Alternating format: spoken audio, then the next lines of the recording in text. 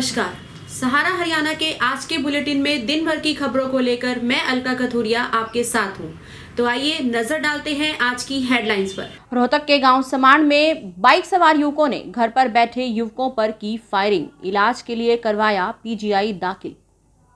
Shri Swami बालकपुरी memorial park में अंतर्राष्ट्रीय योग दिवस के उपलक्ष्य में 6 दिवसीय योग शिविर जारी। स्वास्थ्य विज्ञान विश्वविद्यालय स्टाफ ज्वाइंट एक्शन कमेटी प्रतिनिधि मंडल मिला कुलपति ओपी कालरा से। Civil surgeon doctor Anil Birla के निर्देशानुसार जिले में चलाया जा रहा है मलेरिया मास। मुख्यमंत्री मनोहर लाल खट्टर ने कहा, हम सालों का नहीं, हम तो दिनों का भी हिसाब दे सकते हैं।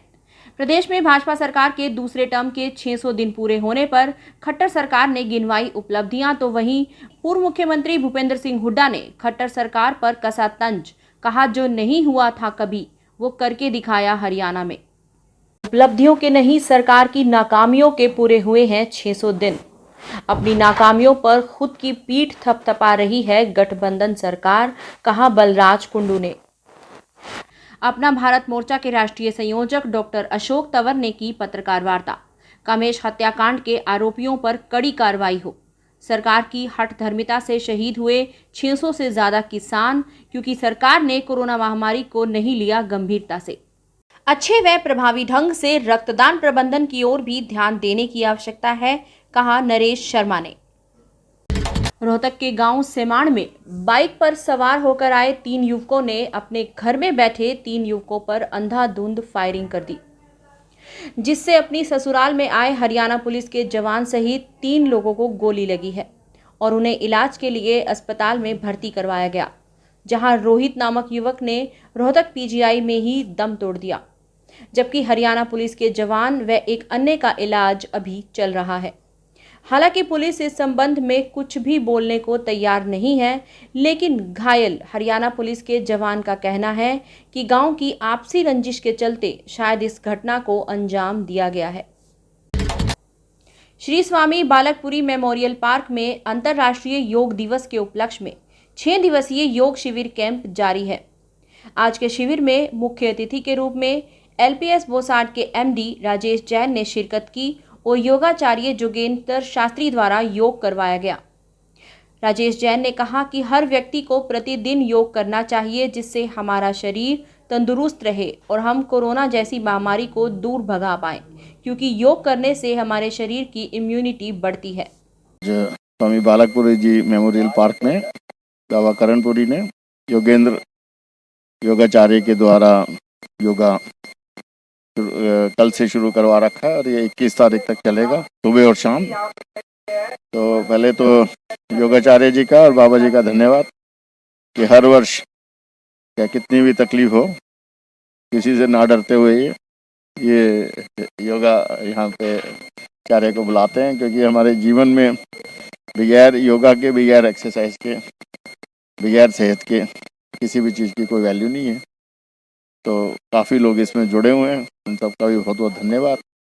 और सबको फिर से ये अपील है कि भाई वैक्सीनेशन करवाएं जल्दी से जल्दी, मास्क का साथ ना छोड़ें और मास्क की आपका प्रोटेक्शन है। कहीं भी क्राउडेड एरिया में जा रहे हैं तो मास्क का साथ ना छोड़िए, हाथ सैनिटाइज करते रहिए, हैंड वॉशिंग करते रहिए, सोशल डिस्टेंसिंग को मेंटेन करिए। अभी भी थर्ड वेव भी आ सकती है। स्वास्थ्य विज्ञान विश्वविद्यालय स्टाफ ज्वाइंट एक्शन कमेटी प्रतिनिधि मंडल ने स्वास्थ्य विवि कुलपति डॉक्टर ओपी कालरा व PGIMS निदेशक डॉक्टर रोहताश यादव से मुलाकात की। प्रतिनिधि मंडल ने प्रशासनिक अधिकारियों को कल स्वास्थ्य मंत्री से हुई मुलाकात के बारे में जानकारी दी और ज्ञापन सौंपा। प्रतिनिधि मंडल ने आग्रह किया है कि इस संदर्भ में विवि प्रशासन भी यहां आने वाले आमजन के इलाज में विवि स्वायत्तता की महत्ता के संदर्भ में हरियाणा सरकार को अवगत कराए। डॉक्टर RB जैन ने कुलपति डॉक्टर ओपी कालरा को बताया कि स्वास्थ्य मंत्री अनिल विज ने उन्हें ठोस आश्वासन दिया है कि वे विश्वविद्यालय के कर्मचारियों का दूसरे मेडिकल कॉलेज में तबादला नहीं होने देंगे। Civil surgeon doctor Anil Birla के आदेश के अनुसार व कार्यवाहक उप सिविल सर्जन डॉक्टर सुनीता धानिया के निर्देशन में जिले में मलेरिया मास मनाया जा रहा है। इसी के मद्देनजर आज nodal officer doctor Kapil Gupta, supervisor Rajesh Kumar, स्वास्थ्यकर्ता विनय पाल व मुकेश कुमार अर्बन एरिया में गए, जहां पर स्वास्थ्य विभाग द्वारा बनाई गई 10 टीमों में से एक टीम जो नेहरू कॉलोनी, शिव कॉलोनी में अपना मलेरिया मास कैंप लगा रहे थे, उन्हें चेक किया गया। टीम के सदस्य लोगों को मलेरिया, डेंगू और चिकनगुनिया के प्रति जागरूक करते हुए बुखार के मरीजों की ब्लड स्लाइड्स भी बना रहे थे। जैसा कि ये जून मास है जो मलेरिया मास के रूप में मनाया जा रहा है, इसमें हम हमारे रोहतक शहर में 10 टीमों का गठन कर रखा है।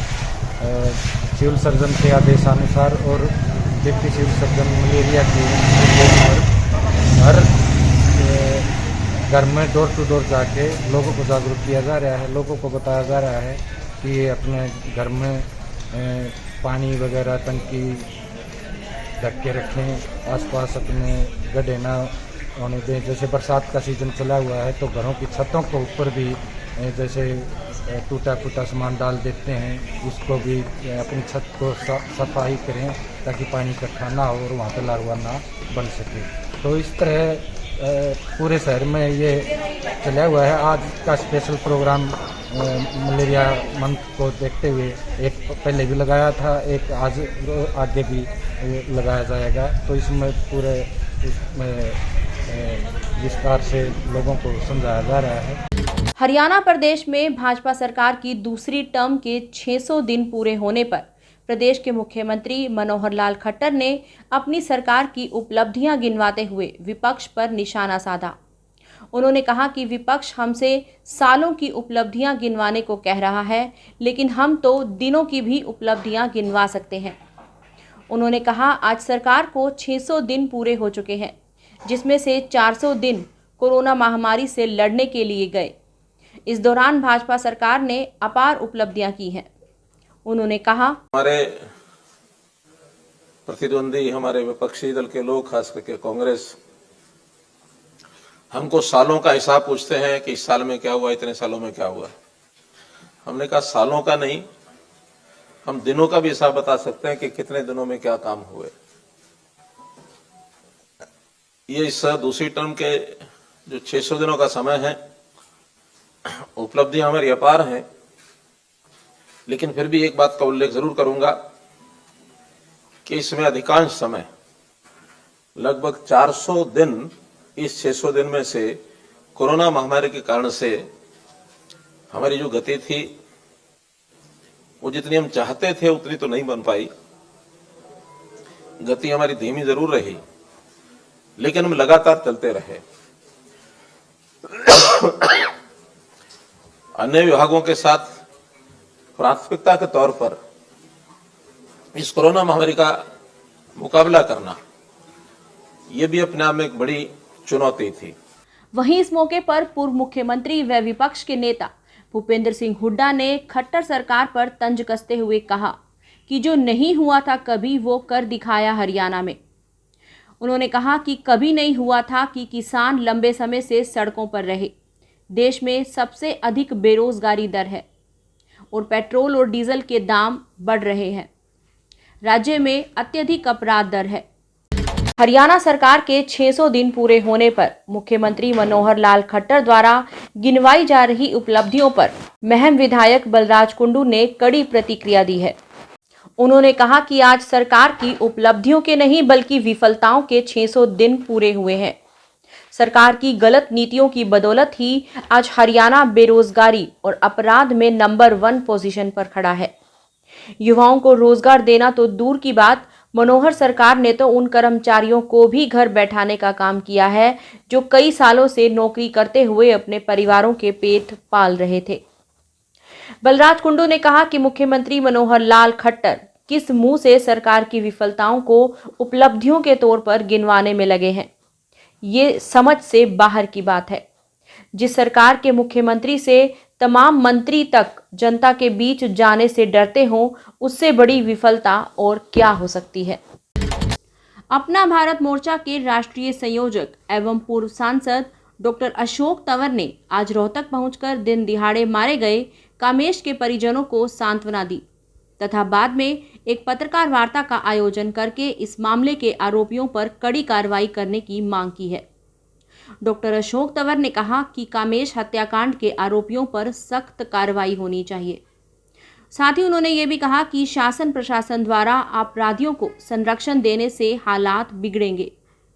उन्होंने कहा कि मुख्यमंत्री मनोहर लाल ने 600 दिन का लेखा जोखा दिया है, लेकिन वो प्रदेश की जनता के 6 सवालों के उत्तर देने में अक्षम है।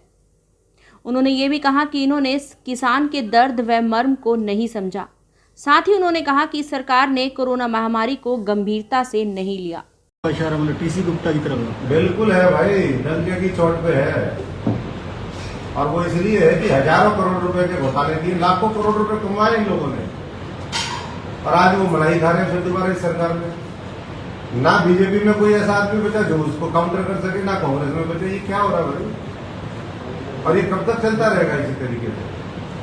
जनता उठ रही है, उठेगी, तब तक मैं समझता हूँ कि दूसरे लोगों की भी तो जिम्मेदारी बनती है।